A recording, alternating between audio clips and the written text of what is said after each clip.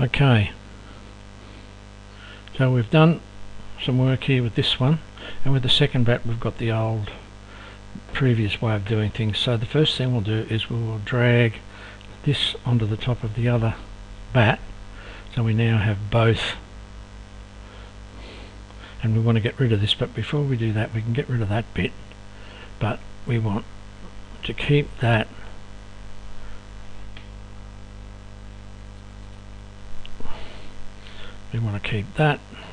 that, not that, that, like so, and we'll run it. Now we don't running, it's not running at all, bat 2, and the reason is a couple of reasons. The first one is that the costumes haven't been named correctly, so we need to name them properly.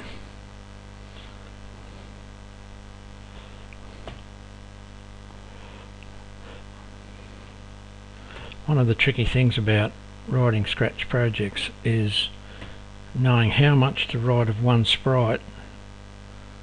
before you duplicate. So there's always a bit of repetition no matter how you do it. Okay, so these scripts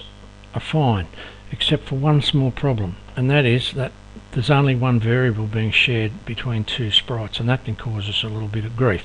So what we'll do very quickly is we can get around that by,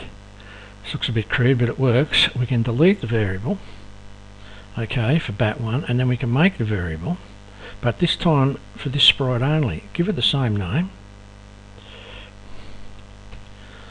and as you can see it says it only exists there, and when I go to bat 2 there's no variable now, so I will make a variable and I'll call it count, but only for this sprite. So even though it's got the same name, there are in fact two variables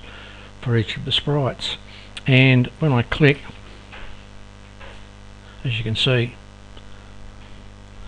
we're in good shape.